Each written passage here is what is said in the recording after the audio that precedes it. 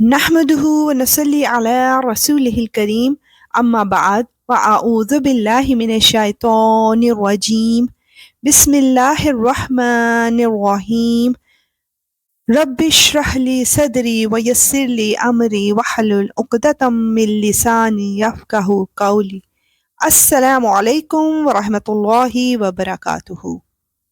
تو بسم اللہ کرتے ہیں اللہ سبحانہ و تعالیٰ سے بات چیت کے سلسلے کی۔ سورہ مریم کی آیت 16 to 21 میں حضرت عیسیٰ علیہ السلام کی معجزانہ ولادت کی بشارت کا ذکر ہے، اور اس کتاب میں مریم علیہ السلام کا بھی ذکر کرو، اس وقت کا تذکرہ جب وہ اپنے گھر والوں سے علیحدہ ہو کر اس جگہ چلی گئیں جو مشرق کی طرف واقع تھی۔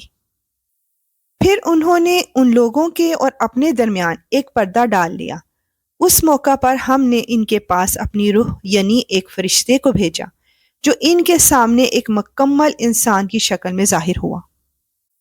مریم علیہ السلام نے کہا، میں تم سے خدائے رحمان کی پناہ مانگتی ہوں، اگر تم میں خدا کا خوف ہے تو یہاں سے ہٹ جاؤ۔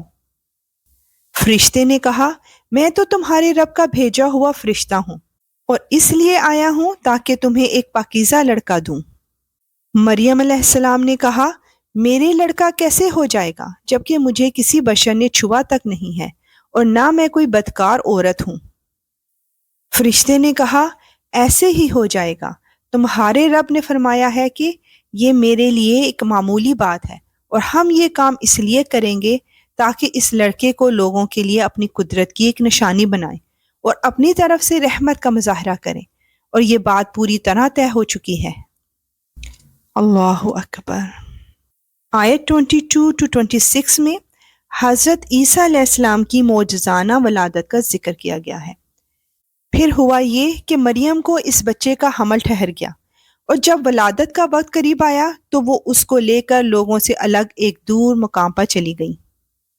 پھر زچگی کے درد نے انہیں ایک کھجور کے درخت کے پاس پہنچا دیا۔ وہ کہنے لگیں، کاش کہ میں اس سے پہلے ہی مر گئی ہوتی اور مر کر بھولی بسری ہو جاتی۔ پھر فرشتے نے ان کے نیچے ایک جگہ سے انہیں آواز دی کہ غم نہ کرو، تمہارے رب نے تمہارے نیچے ایک چشمہ پیدا کر دیا ہے، اور کھجور کے تنے کو اپنی طرف ہلاؤ، اس میں سے پکی ہوئی تازہ کھجوریں تم پر جھڑیں گی۔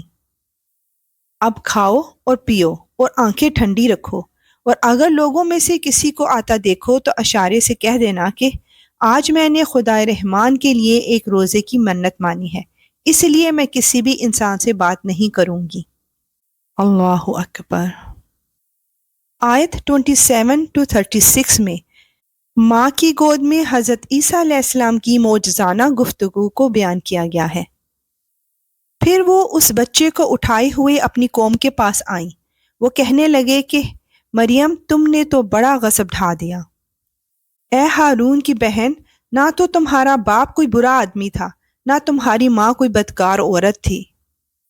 اس پر مریم علیہ السلام نے اس بچے کی طرف اشارہ کیا۔ لوگوں نے کہا، بھلا ہم اس سے کیسے بات کریں جو ابھی پالنے میں پڑا ہوا بچہ ہے؟ اس پر بچہ بول اٹھا کہ میں اللہ کا بندہ ہوں، اس نے مجھے کتاب دی ہے اور نبی بنایا ہے، اور جہاں بھی میں رہوں مجھے بابرکت بنایا ہے، اور جب تک زندہ رہوں مجھے نماز اور زکوٰۃ کا حکم دیا ہے، اور مجھے اپنی والدہ کا فرما بردار بنایا ہے، اور مجھے سرکش اور سنگ دل نہیں بنایا، اور اللہ کی طرف سے سلامتی ہے مجھ پر اس دن بھی جب میں پیدا ہوا، اور اس دن بھی جس دن میں مروں گا، اور اس دن بھی جب مجھے دوبارہ زندہ کر کے اٹھایا جائے گا۔ یہ ہے عیسیٰ بن مریم۔ ان کی حقیقت کے بارے میں سچی بات یہ ہے جس میں لوگ جھگڑ رہے ہیں۔ اللہ کی یہ شان نہیں ہے کہ وہ کوئی بیٹا بنائے، اس کی ذات پاک ہے، جب وہ کسی بات کا فیصلہ کر لیتا ہے تو بس اس سے یہ کہتا ہے کہ ہو جا، چنانچہ وہ ہو جاتی ہے۔ سبحان اللہ۔ اور اے پیغمبر، لوگوں سے کہہ دو کہ یقیناً اللہ میرا بھی پروردگار ہے اور تمہارا بھی پروردگار، اس لیے اس کی عبادت کرو، یہی سیدھا راستہ ہے۔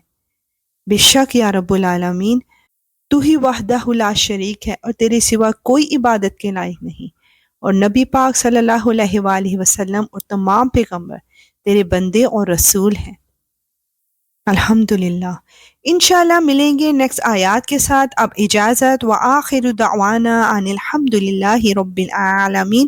سبحانک اللہم وبحمدک، اشہد ان لا الہ الا انت، استغفرک واتوب الیک۔ السلام علیکم ورحمۃ اللہ وبرکاتہ۔